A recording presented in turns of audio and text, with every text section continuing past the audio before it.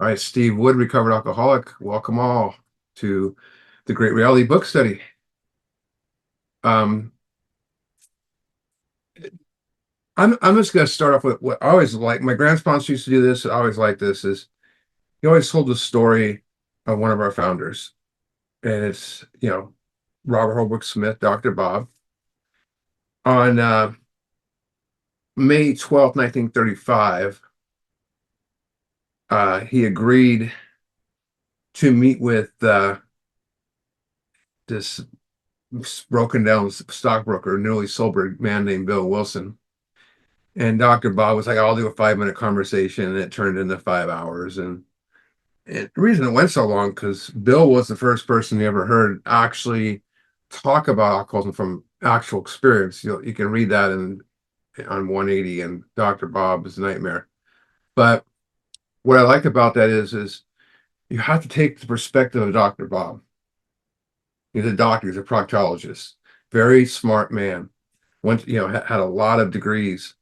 And he said he had heard everything from anyone who thought they knew about alcoholism. And it took another drunk to tell him. So he was blown away. And, you know, uh, Bill stayed with Bob, for several weeks. They tried to sober up a few people. Another doctor, they tried to, Dr. Mack, I think, because they want to try to sober him up. And they went to some Oxford group meetings. They went to the OG, Oxford group tenants. And on June 2nd, believe it was, Dr. Bob hopped onto a train to attend the American Medical Association convention, and his Bill and his wife and Bob's wife and try to talk him out of it because people took trains just to drink sometimes, and in those days, very popular, especially for cross states and stuff like that. And once on the train, he drank all the way to Atlantic City, and urban legend he was in a blackout the whole time, and he came home June 7th, detox for 3 days. Um, they woke him up that day because he was scheduled for a surgery, and he just to give him the right steady of hand. He is a proctologist. They gave him one shot and a bottle of beer, and that would be Dr. Bob's last drink. That which is recognized as the founding day of Alcoholics Anonymous, June 10th, 1935. But there's more to that day, and usually when Dr. Bob would have an early evening surgery, he would roll in around 8 o'clock. And 9, 10, 11 o'clock, he's not home. And Ann Wilson's used to that. The means drinking's going on. And after midnight, no Bob, and he stumbles in a few minutes later, but he's sober. And the question is, what was he doing? See, Bob he was a secret drinker. And back in those days, doctors had to be even more private than today, right? Because they went to people's houses. And that was the whole thing, was trust. But he's a cigarette drinker and probably doing other stuff that doctors might get their hands on too. The goop balls, they call them. And one of the principles of the Oxford group was restitution, which we call amends, very, very similar. But his biggest fear was if he made amends to those people, they would think he was a drunk, and he would lose, those patients, and he would lose the practice. And this is a time where, you're looking at depression and, coming out of that. So you held on to whatever you had. A lot of drunks were secret drunks during the Depression because they were so afraid of not having any money. But his refusal to make amends is why he drank when he was going to the Oxford group. But that night, I like to say he put his medical reputation on the line. He went to any lengths. He made amends. He made amends to the medical staff of his hospital, to work associates. He went to his patients' houses, friends' houses, families. Perhaps the biggest amends he made that night was going to the Oxford group. And according to a folklore, he walked up on the stage and went to the podium, and which you're not supposed to do because the pulpit was sacred until you did the tenets, and he made amends to the group. That, again, that day was June 10th, 1935, and it's considered the founding day of Alcoholics Anonymous. The importance of that story that sets the tone for tonight is he could not stay sober until he made amends. Very important. He had a lot of guilt over. I mean, he's sitting there, he's doing surgeries on people, and he has medical staff with him, and he could have cut one of the other doctors or done something wrong or hurt a patient. He was all, he was scared about that. And, there's a quote by Benjamin Franklin that I always loved. It says, how few there are who have enough courage to own their faults and resolution enough to mend them. So does a person have, it's one thing to have courage to own your faults, and we get that in the fourth column of the inventory, but then enough clarity, resolution to go out and mend them, fix them, make amends. So you got to have some type of resolution, clear mind to do that. And that's where 6 and 7 come in. 4, 5, 6, and 7. But we always tried to fix and rearrange our life to be happy, outside ourselves. I'm going to get the right car and the right job and this and that. But we're never happy. We had to go within to find happiness, as Resolve 4 through 7. And one thing for certain is happy people make amends, is what I learned. Humble people make amends. And unhappy people, I find a lot of times, are not making amends. They tell themselves, they get angry. As my friends in AA used to always say, people always tell themselves, and happy, people build their inner world. And unhappy people blame their outer world. So when I'm a humble person, I'm building my inner world. If I'm not humble, if I'm not happy, that means I'm blaming my outer world. I'm always to come over your house and tell you about the people I'm mad at. You probably know a few people like that. They can, always pointing fingers, blaming others. To bring happiness to the rest of the world is what we want. But first, we must fix our destructiveness. We must make amends. Now, amends means to make right or wrong, right? And the big book tells us many times in this book what amends is. And if you go back to 13, I'm going to race through a bunch of these sort of like one sentences. You don't have to go there. I can just read them. But on page 13, he says, I was to write all such matters of my ability, right? All such matters. You jump even further to 77. But our man is sure to be impressed with our sincere desire to set right the wrong. Right? A few pages later, on page 80, he felt he had done a wrong he could not possibly make right. That's where a lot of us think that when we hear about amends, it's not an apology. It's more than that. Huh? Interesting. He felt he had done a wrong he could not possibly make right. Right. And then 84, this thought brought us to step 10, which suggests we continue to set right this thought brings us to step 10, which suggests we continue to take processor and set right any new mistakes as we go along. And that's the thing, that's the thing we're trying to do here, is to set right the wrong. And it's simple as that. We can make it hard, and we can make a mess out of it, and we can skip over it. And we don't want to do that. That's not what we're here for. We're not here to, if unless you like where you're at, especially when you get dry, that's not where we're our main thing here. One of the deepest lines in the big book is Bill talking about his harms to his wife. And he says, he would do it, and what I not give to make amends. And he said that, we said that same thing to people. And it's someone we loved, we were close to. And also ended the sentence the same, we ended the sentence the same way Bill does. But that was over now. It's like you just write it off. We wanted to make amends, but thought It was not an option, not possible. And here's why.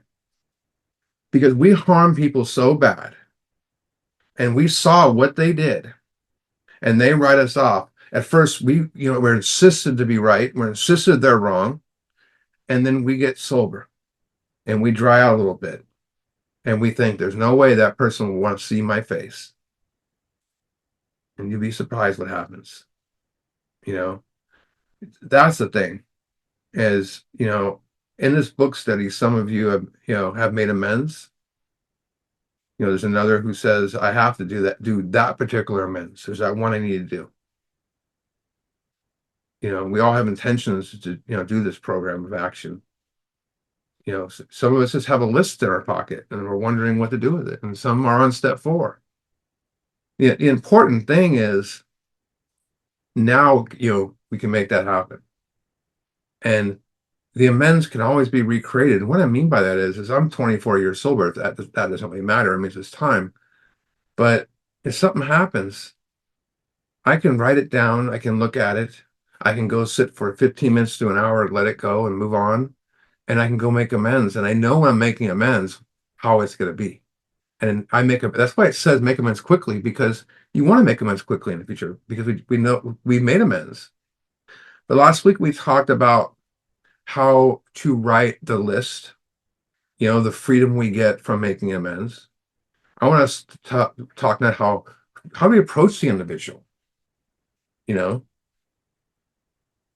how do we approach the individual? Because it says, simply telling them that we're sorry is not going to fit the bill at all. This is not an apology. This isn't make right or wrong. We've heard many ways, and many think, we have to sell this amends, or do I tell them I'm unspiritual, or I have to do this, otherwise I'm going to drink again? Go to page 77. And this is where Bill gets you with his, poetic writing here. You want to call it that. And he says, it is seldom wise to approach an individual who still smarts from our injustice to us and announce that we have gone religious. And the prize ring, we would call that leading with the chin. Because then they go, oh, that's why you're doing this. Why lay ourselves open to being branded fanatics or religious bores? And why does he say that? Because he probably got branded as that. And some of the other guys, they probably got together in those early days and says, you know what, you'll never guess this one person said to me. And let's look. Why is that? He says we may kill our future opportunity to carry a beneficial message.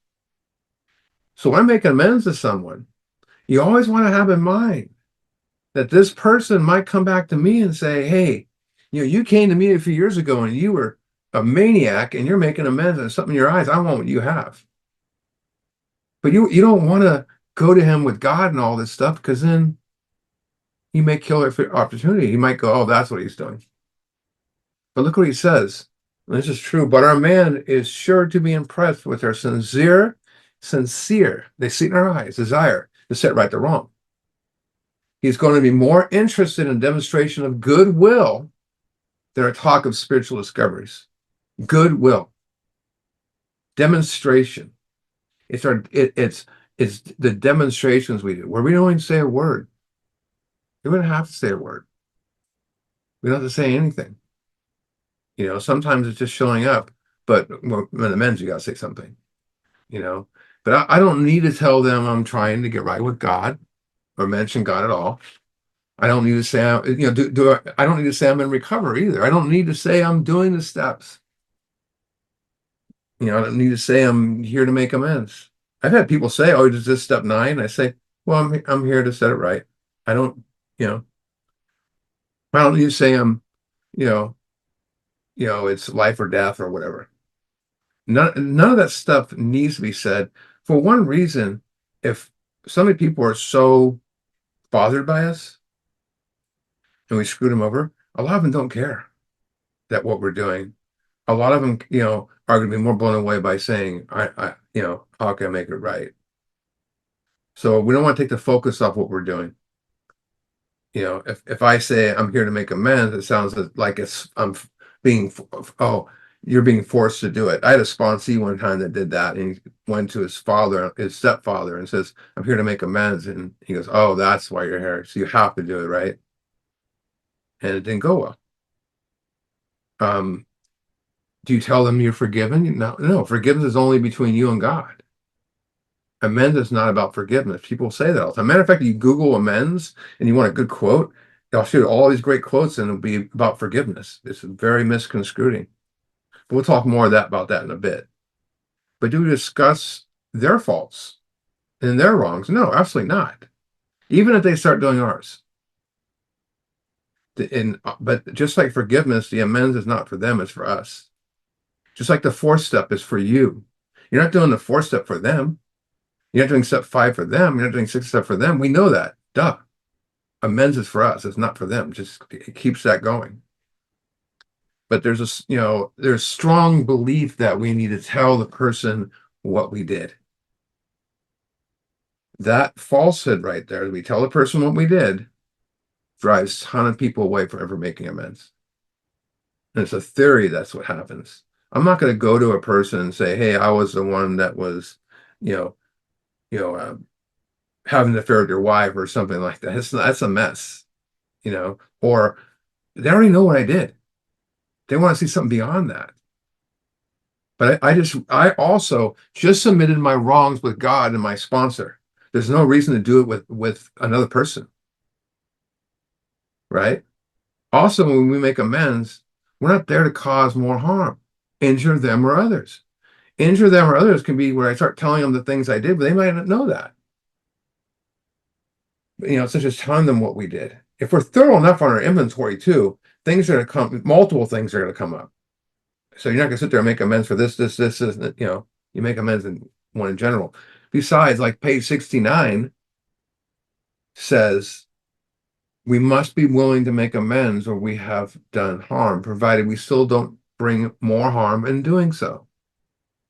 Injure them or others. There's that again, injure them or others. And it's not, we're not the them. That's another thing. People in the fellowship always want to say, well, I can't make amends because that would injure me or others. That's not what they're saying. Talking about the person you're making amends to. And the others might be you bringing someone in. So if I go tell a person what I did, why would I need to even do inventory? I could just go to the third step and go out and tell everybody what I did and see how that works out. But so one thing I learned from my own personal experiences, remember, we learn from our messes, is if amends is done improperly, it's not amends, it's a mess. Many years ago, let me give you an example. I go to someone and say, "Hey, years ago, I took money from your business. For that, I'm sorry. That's a mess." And amends is in the past I was selfish and dishonest, and I want to know how I can make it right. And keep it to the point. An example of a mess might be when I first met you, I thought you were a jerk. I had a guy say it to me. I want to fix that. It's just very strange. Um,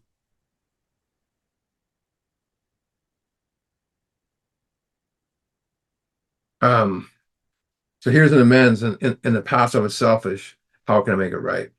Right? Again, and a mess might be I hurt you. I want to make amends for that. That's not bad, but it's like I was selfish. I can make it right. So there's no time for small talk when I make amends. I go to someone's house. The first time I did it, I followed every direction possible, even if I thought it sounds silly. And everyone has their own style, and I followed my grand sponsor's style. What they did, they had a whole men's workshop, and he explained what to do, and he did the whole thing on the fourth column. And so what he says, you look at the fourth column to say what you need to say to the person. I was selfish, I was self-seeking, I was frightened. They're trying to figure out what that means, and then you say, how can I make it right? Whatever you need to say there. I use that format for every amends I ever made, even to this day, and it works. It's short and to the point. I'm not saying your way is the wrong way or my way is the right way. I'm just giving you my experience. Go out and do it and see what happens, and it doesn't, the way doing that way, it doesn't injure them or others or cause any more harms. I like the fact it was straight out the fourth column. Um, Page 77. Give me 1 second. I got to send Rob a text real quick. Give me 1 second.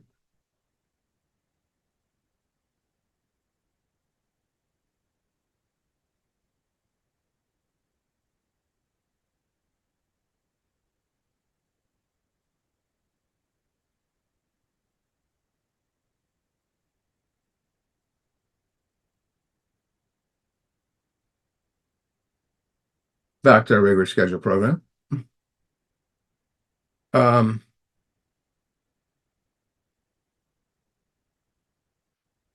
uh, so page 77 is we don't use this as a mere excuse for shying away from the subject of God. Hold on a second. My air conditioning just turned off for no valid reason. Oh, it's on. We don't use to shy away from the subject of God when it will serve any good sense. We will announce our convictions with tact or common sense. The question of how to approach the individual we hated will arise. We call what do we call that person we hate our enemy? So we have a lot of imaginary enemies too, but it may be he has done us more harm than we have done him. Very, very, very valid. I had a lot of people like that too. And the way I was explained is if you can, it's like some things that happen to us compared to what we did to them is like comparing a skyscraper to a house, but we still have to look at our part, right? We have done him sorry. It may be he has done more harm than us and we have done him, and though we may have acquired a certain better attitude towards him, we are still not too keen about admitting our faults. Nevertheless, with the person we dislike, we take to the bit in our teeth. It is harder to go to enemy than to a friend, but we find it much more beneficial to us. Beneficial, we know is something that enhances our well-being, meaning the more difficult the amends is, the more we grow. I mean, think about what is amends, why don't people want to make the hard amends? Because they fear them. How do you overcome fear? Any fear, walking through it. The more amends you make, you start realizing that fear ain't that big a thing. But look at this part. We go to him in a helpful, I don't know this word right here, if you'll never see this, a helpful and forgiving spirit, confessing our former ill feeling and expressing our regret. So it says we go to them in a forgiving spirit. That's called the spirit, having the spirit of forgiveness. Meaning, if I were to be mad at my son, for something he did, and I forgave him, you know, probably when I approach him again, I'm gonna have a forgiving spirit. You're gonna feel it when I forgive someone. People are gonna know around me too. But if I'm going to them, to a person in a forgiving spirit, that must mean I've already forgiven them. So look at that line again. We go to them in a forgiving, confessing our former ill will and expressing our regret. Forgiving spirit. If I'm going to them in a forgiving spirit, that means I've already forgiven them, as in forgiveness already taken place. I mean, where does it? I mean, did Bill trick us somewhere into forgiveness? Well, what's step 6 about? Letting go of the past, right? Now, of course, we're also letting go of fear and guilt. But when we let go, forgiveness is the process of letting go of the past, freeing ourselves from a continuous pain. In step 6, if it's done correctly, forgiveness without knowing it happens. And I didn't know that right away. I took a forgiveness course years later. I go, I think I already did this because I let go of a lot of the resentments I had, almost all, I mean, all of them, and I loosened the grip of them. If step 6 is done correctly, forgiveness happens. You can't let go of resentment without forgiving. Like the St. Francis prayer states, is by forgiving that we are forgiven. So if I'm guided correctly through 4 through 7, we become aware of, in the third column, that I am the creator of my pain. It wasn't them, it was me. By the same time, you get amends, our whole demeanor will be different. And we make right. It's got a whole different, That right there is a spirit of forgiveness. And it's in that spirit I'm going to make amends as I hated. I mean, like last week we mentioned 6 and 7 is the pinnacle step, is the top of the mountain, because it frees me from resentment and to make amends. If I'm not willing to make amends, we're supposed to pray for it. If I'm not willing to make amends, I'm still holding the resentment. That's why I'm praying. We must be 100% confident when approaching a person we owe an amends to, we're not carrying resentment against them because it's not going to be the same. We're still holding it means we haven't let go of it in 6 and 7. We might need to do some more work there. People also love, you know, referring resentments to the personal story freedom from bondage, right? I'm going to read this really quick. And again, I'm not knocking it, but I think I'll explain it afterwards. But it says, if you have a resentment, you want to be free of it. If you pray for that person or that thing you resent, you'll be free. If you ask in prayer for everything you want for your pain, for yourself to be given to them, you'll be free. Ask for their health, their prosperity, and your happiness, you'll be free. Even when you don't really want it for them, and the prayers are only words and you don't mean it, go ahead and do it anyway. Do it for 2 weeks, and you will find you have come to mean it and want it for them. And we will realize it that where you used to feel bitterness and resentment and hatred, you now feel compassion, understanding, and love. I mean, it's good directions. It means well, but I think when that was written, it's not the contents it was in today. People, and first off, where's the passage? It's not the first 154 pages where these directions are. It's from a story in the back of the book. And stories are stories. The stories in the back book is exactly what they are. You won't find the directions to the program there. We definitely need to overcome this, and that's the faster pace. Those who follow this passage, I recognize not everybody do not truly want to fix themselves, or make right to others. They do not want to, they don't want to face the people. If I could just do that, then I wouldn't need the steps. Remember what page 66 says, we saw resentments must be mastered. But how? We cannot wish someone any more than alcohol. Master means we must master resentments. That's not good. If we can master resentments, we don't need the program. That's not what going to happen by praying them away. We must master resentments when we can let them go. So we need to do 4 and 5, always 4 and 5, and step 10 especially. If I can't wish them away, how can I pray them away? And remember, this is a spiritual malady, right? Resentments are a spiritual malady. That means it's blocking me from within, and the directions come from within. If I'm holding resentment, it's going to give me the resentful directions. I need to let go of the resentment to get the direction from God. I don't have 2 weeks. I'm just saying, but let's see what Bill Wilson had to say about resentments, especially maybe making amends for resentments. Go to page 13.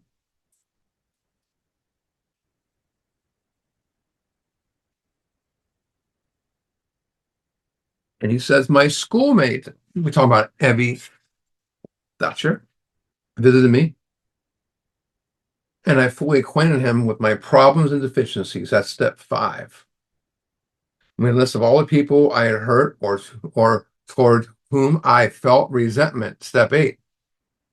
So he has a list of those he hurt or who he also had resentment. I expressed my entire willingness to approach these individuals, admitting my wrongs. Never was I to be critical of them. It was said all matters to my utmost ability. Now, when you first do your first 5th step, you do almost every resentment you have is connected to a harm. So it's an easy, but when you do step 10 and you're living the spiritual life, there might be friends of yours that are very straightforward with you in the program. They harm, not necessarily mean to harm you, but you get a little resentment against them. I like to get past that. I'll just go make amends. And if I feel like I'm struggling with 6, and he just is telling us to make, you might have to make amends for resentment. If you have resentment with no harm connected to it, we can do, that's an option there too. So I can resolve this. It, works way better than trying. It's really fast paced and trying to pray it away because I know from my own fact, I'm not knocking that passage, but when I'm holding a resentment, and it just happened like 2 weeks ago, I had a resentment against this person from something happened on a retreat, and it got to the point where my friend said, "Dude, quit talking about it. All you're doing is talking about it." And my friend goes, "Aren't you meditating?" I said, "I can't right now because," and then I went, "Oh, that's why." I was blaming it on my back and all this stuff. I went right back into what I did before and came right back to it, and but I always tell people this. This is all about love, and just like there's no recovery in being a victim, there's no recovery if we have enemies. You know, if I'm spiritual and have enemies, I'm a hypocrite. You go back to the good book, the Bible says, and it's a harsh quote: "If you say you love Jesus and hate your brother, I call you a liar." You know, remember our code: love and tolerance, even if we disagree with them. You know, it's like they said, love your enemies, pray for those who persecute you. You know, there's nothing wrong with praying for someone that's in pain, because most people that make you upset in this program, it's really hard to be them. You know, I used to like look at people and shake my head when they struggle with something. I was just very arrogant at first, and I realized it's hard to be those people. You know, um, but Jesus wasn't the only dude that said things. I mean, the ancient Babylon said, "Do not return evil to your adversary. Avenge them with kindness instead." I mean, Buddha said, "Shame on him who strikes, greater shame on him who strikes back. Live happily, not hating those who hate you. Overcome anger by kindness, evil by good. Do not hurt in ways that you would not want to be hurt." And then one of my favorite ones is the Tao Te Ching says, "Return love for hatred." And then my anyone that's read biography of Yogi by Yogananda says, "Have only love in your heart for the others. The more good you see in, the more you will establish good in others." And one of my friends always says, if you squeeze an orange, does apple juice come out of it? Orange juice comes out. If you squeeze someone that has hate and anger, what comes out? Anger. If you squeeze someone with love, love comes out. And that's where we want to be. We want to be able to express our stuff. Let's go back to the book. It says, "Upon no condition do we criticize such a person or argue. Simply we tell him that we'll never get over our drinking until we've done our utmost to straighten out the past." Look at this right here. This is one you always hear people quote. We are there to sweep up our side of the street. Again, that's for us, realizing that nothing worthwhile can be accomplished until we do so. Never trying to tell them what he should do. His faults are not discussed. We stick to our own. Now, here's some conditions. If our manner is calm, frank, and open, we'll be gratified with the results. And the next line is it's so right on. It's what happens when we make amends, to our would-be enemies. And 9 out of 10 cases, the unexpected happens. Big surprise, right? Sometimes the man we're calling upon admits his own faults. So feuds of years standing melt away. That's when reconciliation has happened. You both kind of forgive each other, so to speak. Rarely do we fail to make satisfactory progress. Our former enemies sometimes praise us that praise us what we are doing and wish us well. Occasionally, they will offer assistance. It never happened to me, but it should not matter, however, if someone does throw us out of the office. We made our demonstrations, done our part. It's water the dam. I've had 2 people slam the door. One person said, "Don't come back here." Another person just wouldn't let me talk to them. And I didn't do the water under a dam thing. I just tried again until they finally accepted it. I mean, let me talk to them so I can make amends. And both people had something in common. They had just gotten sober by the time they accepted it. So you know why they didn't want to talk to me.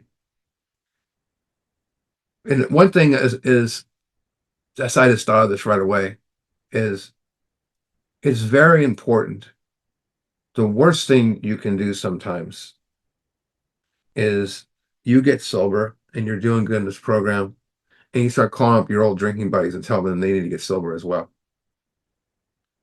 And I thought that was a smart thing to do.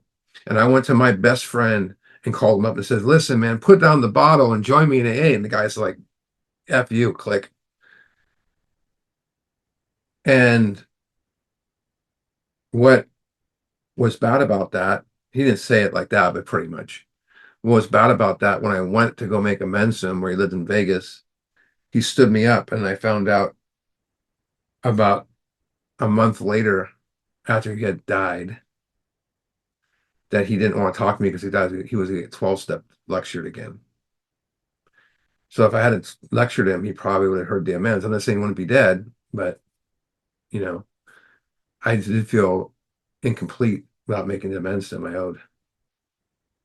So last week we covered creditors, so we're going to move down to the bottom of 78. And it says, perhaps we committed a criminal offense. Not us, right? No. Which might land us in jail if it was known to the authorities. We may be short in our accounts and unable to make good. We have already admitted this in confidence to another person, but we are sure we would be in prison if it were known to the if it were if it were known. Maybe it's only a petty offense, such as padding the expense account. Most of us have done that sort of thing. I mean, a friend of mine and I stole from a storage. We had cleared out the storage of someone who owed us money. And when I went to make amends, you know, the owner was dead. But I got to make amends to his wife, and that was amazing, you know, because I didn't sit right off, all the guy's dead, you know. I have a friend of mine recently struggling because he still has hatred towards a person, but he says, well, the guy's dead, so there's no reason to make amends. And I'm like, and he just did. Now he gets it. There's a long talk to explain that to him.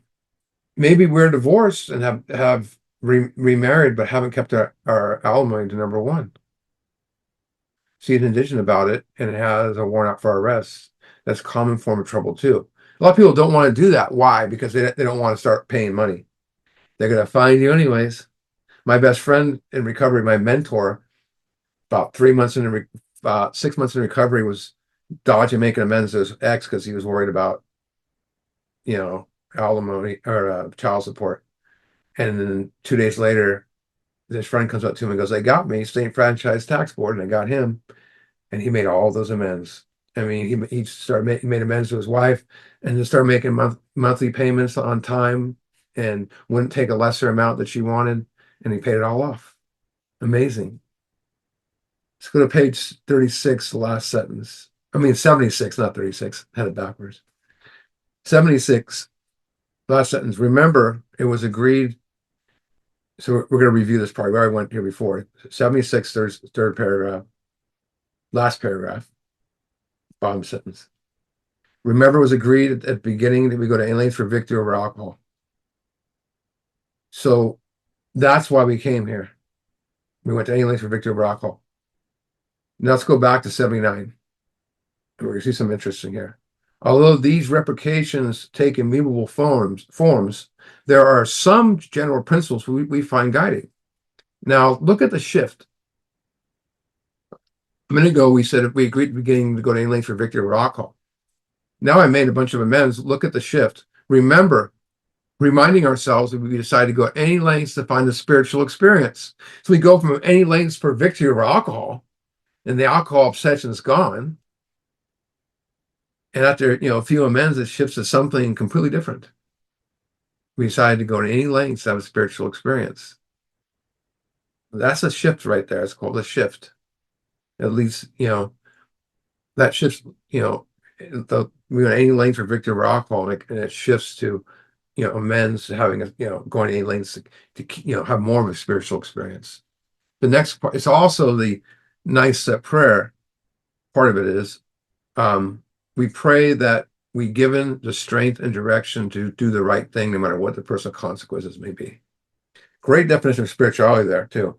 When it's kindergarten's lighthearted definition of spirituality is living life right and doing the right thing. The strength and direction to do the right thing. Pray for that. Add that to your morning meditation. Especially if you have to go talk to the boss. Especially if you have to go talk to a friend about something that's bothering you. Always ask for that. And there's a part in the book that says, don't think we get out of the cage and think what you can bring to it. There's all sorts of little tidbits in this book. Look what else it says. We may lose our position or reputation or face jail. I know guys who've done that. I know one guy called and told his sponsor, I'll see you in 2 years, because he went to front of the judge. We may lose our position or reputation or face jail, but we are willing. We have to be. We must not shrink at anything. It's that old question: is how free do you want to be? It's Usually, however, other people are involved. Therefore, we're not too hasty and foolish martyr who would needlessly sacrifice others to save himself from the alcoholic pit.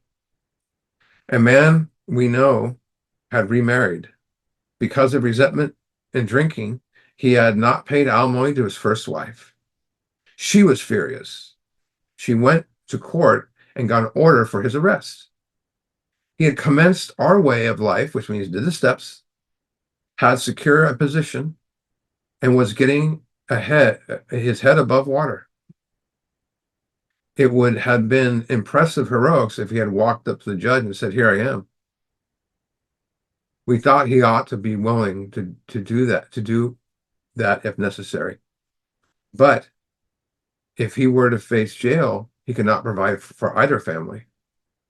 We suggested he write his first wife admitting his faults and asking for forgiveness. He did, and also sent a small amount of money. He told her that what he would try to do in the future. He said he would be perfectly willing to go to jail if she insisted. Of course, she did not, and the whole situation had long since been adjusted. I witnessed that happen, But here's some very important directions. Before taking drastic action, which might implicate another person, we secure their consent. If we've obtained their permission, have consulted with others, ask God, that's the question part, pray to God to help. And this drastic step is indicated, we must not shrink. So when that thing happened with the storage, and the other guy and I cleared the storage out,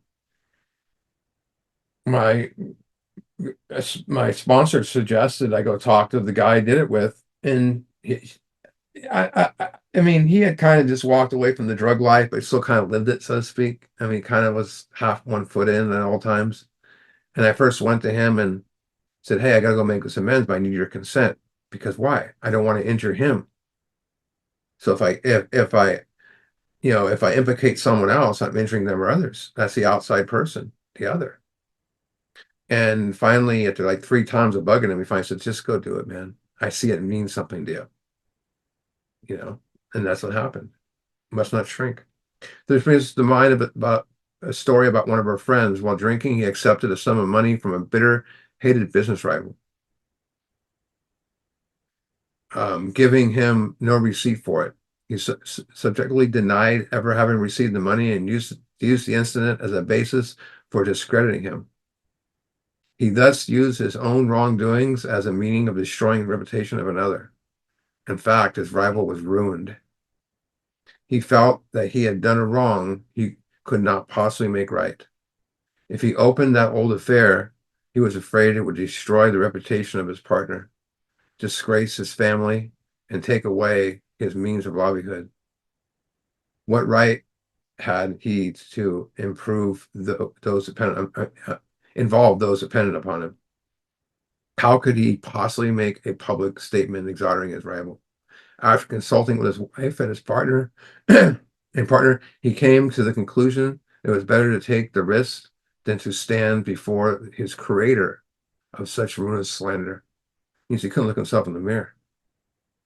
He saw that he had to place the outcome in God's hands. That's how that comes from, that line, right? To put it in God's hands. What I was always told. Trust God. He would soon start drinking, or he would soon start drinking again. All be lost anyhow. So they're telling him, hey man, you can dodge this, but you're going to just drink again. He attended church for the first time in many years. After the sermon, he quietly got up and made an explanation. His action meant widespread approval, and today he is one of the most trusted citizens in town. This all happened years ago. I witnessed that happen. I mentioned last week the guy that stole money from one of the fellowships. I seen all that stuff happen. See what it says here. The chances are that we have domestic troubles. Not us. Perhaps we are mixed up with a woman in a fashion we wouldn't care to have advertised. We doubt it if, in this respect, alcoholics are fundamentally much more worse than other people. Yeah. But drinking does make complex sex relations at home. After a few years, an alcoholic, a wife becomes worn out, resentful, and uncommunicative. How could she be anything else? The husband begins to feel lonely, sorry for himself. It's all her fault. He commences to look for around in the nightclubs or their equivalent for someone besides for something besides liquor. Perhaps he is having a secret and exciting affair with the girl who understands. Remember that one. In fairness, we may say that she may understand, but what we are going to do, what are we going to do about it? About a thing like that. A man so involved often feels very remorseful at times, especially if he is married to a loyal, courageous girl who has literally gone through hell with him. I've seen that happen so many times. And I knew guys that would be sober going to the bars at 1 o'clock in the morning. Why do you think they're going to bars at 1 o'clock in the morning sober? To find the women there. All those guys just disappeared in recovery, one by one. And then they come back, and I try to sponsor. He wouldn't make amends to anybody, not his wife or anybody. We carry, this emotional personal shame for committing a past wrong called guilt. With resentments, we blame others. With guilt, we know we're to blame. And let's see what else it says. Whatever the situation, we usually have to do something about it, of course, right? We always do something about it. If we are sure our wife does not know, should we tell her? Not always, we think. If she does not know in a general way that we have been wild, should we tell her? Well, injure them or others, right? And, she probably already has an idea anyways. Undoubtedly, we should admit our fault. That's the third column comes in. I was dishonest with you. She may insist on knowing all the particulars, even if it's not some. I've had people want to go, well, explain it all to me. I'm like, no. I said to my mom the first time I made amends, let me tell you everything I ever did to her. She's all, no, I don't want to hear it. But she said, this person may insist on knowing all the particulars. She will want to know who the woman is and where she is. Again, injure them or others. You can go tell her, oh, it's the girl up the street, and the next thing you know, your wife ran out the door. Find that girl. We feel we ought to say to her that we have no right to involve another person, injure them or others. We're sorry for what we have done. God willing, it shall not be repeated. That's all we need to say to the person that we cheated on in that fashion. We're sorry for what we had done. God willing, won't be repeated. More than that, we cannot do. We have no right to go further. Though there may be justifiable exceptions, and there always is, And though we wish to lay down no rule of any sort, we have often found the best course to take. Our design for living is not a one-way street. It works as good for the wife as for the husband. If you can forget, so can she. It is better, however, that one does not needlessly name another person upon whom she may vent jealousy, injure them or others. Don't leave your four step laying on the kitchen table. Don't leave your eight steps laying around the house. That's all I always tell people. There's an old cartoon where a guy's got a black eye, he's talking to the sponsor, and the sponsor goes, "Did you leave your four step out on the table again?" Yeah. Says perhaps there are some cases where the utmost frankness is demanded. No outsider can appraise such an intimate situation. It may be that both will decide the way of good sense and loving kindness to let bygones be bygones. Each might pray about it, having the other's one's happiness utmost in mind. Keep it away in sight that we are dealing with the utmost terrible human emotion, jealousy. Good generalship may decide that the problem be attacked on the flank rather than make face-to-face contact. I don't know about that. If we have no such complication, there's plenty we should do at home. Sometimes we hear an alcoholic say the only thing he needs to do is keep sober. Don't drink no matter what. Just don't drink, go to meetings. But then everyone else to deal with an asshole at home, a dry drunk at home. I see a lot of divorce happens that way. The wife sticks with him until he gets sober and realizes he's worse than ever because he says, don't drink it. Certainly he must keep sober, for there will be no home if he doesn't. But he is yet a long way from making good to his wife or parents, whom for years he has so shockingly treated. I couldn't imagine making amends to those closest to me. It was hard. But once I did, boom. Passing all understanding is the patience mothers and wives had with alcoholics. Had this not been so, many of us would have no homes today, would perhaps be dead. Straightforward there. The alcoholic is like a tornado roaring through the lives of others, or a hurricane. I mean, I'm sure some of you experience hurricanes and tornadoes, or so right now thinking about it. But tornado winds, 300 to 400 miles an hour, and the path of a hurricane, of a tornado, can go for 50 miles, and they do. I think it's up to someone said $700 million a year in damage. And everything that's passed is destroyed.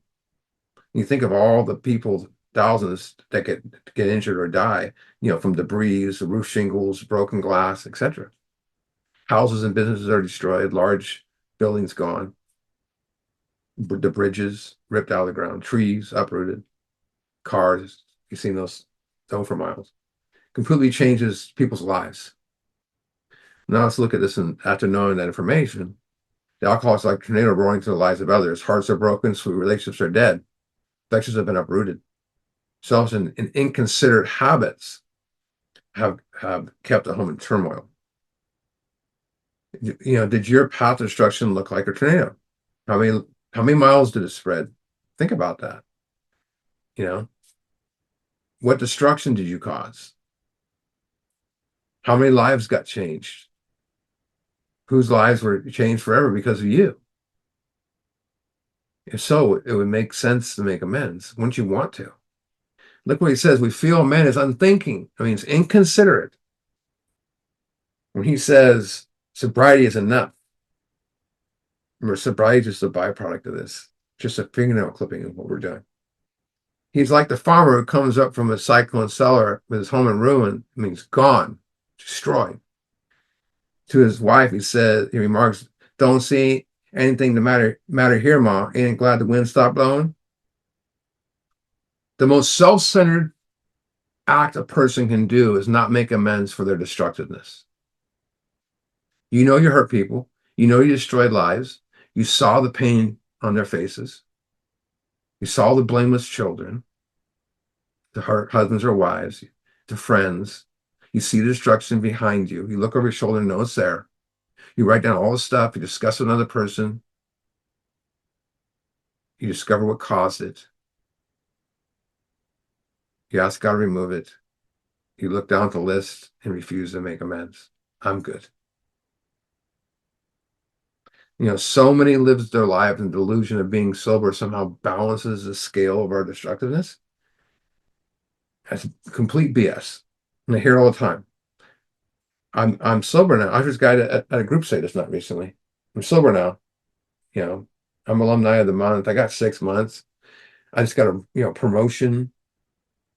It doesn't. He goes. It doesn't matter who I hurt. That's in the past. And besides, I'm not hurting anyone now. Why make amends? Sad. That's that person who says I'm recovering. He has 8 years of sobriety and wonders why he's miserable. So look around the rooms and you see it. It's really hard for those people. We got, that's why we gotta love those people, because it's hard for them to be that person. We treat them the way we want to be treated. The purpose of recovery is way more than sobriety. Way more. It's just a byproduct. People around us are relieved that we stopped drinking, but they don't forget the pain. My friend's daughter took him 8 years for her, dozens and dozens of attempts to make amends, and she was so happy to get sober, but she says it doesn't erase the pain. Finally, she accepted it, right? And he was the fourth person to hold his granddaughter when she was born recently. We have to make it, but we have to make it right, not just because we'll drink again, because it's the right thing to do. That's the thing. When we set it right or wrong, it's scary.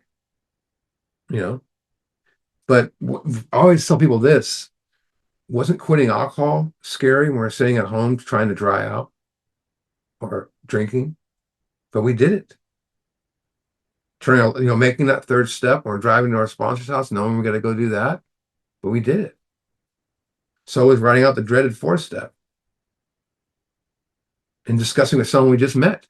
We barely know, but we did it. So was going to God, who we didn't even think we would ever sit down alone with. We did that.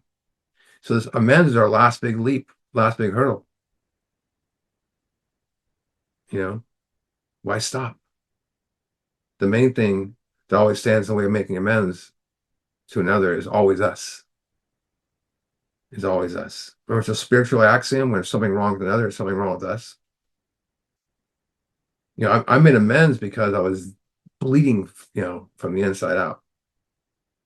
And it was one of the most beautiful things I ever did. And I was scared. It was very intense. I no longer wanted my past to keep me from living. I want to be able to walk down any side of the street in either direction, not look over my shoulder. So I walked to my fears and made amends. And making amends not just removed the walls, but knocked them down. Walls I had my whole life. Like the world was conspiring against me. Like, there was nothing I can do about it. Like my errors was who I am. So, I, I believe I can't change. I was gone. I was a victim, and leading me to a sense of closure and peace is what I got from making amends. And what I thought was unfixable was repaired, even restored with some people, reconciled. I mean, feuds ended, old friendships, broken, reborn, and some things, I did were even forgiven. Some weren't. But making amends broke the chains I created. I felt free. That I believe is impossible.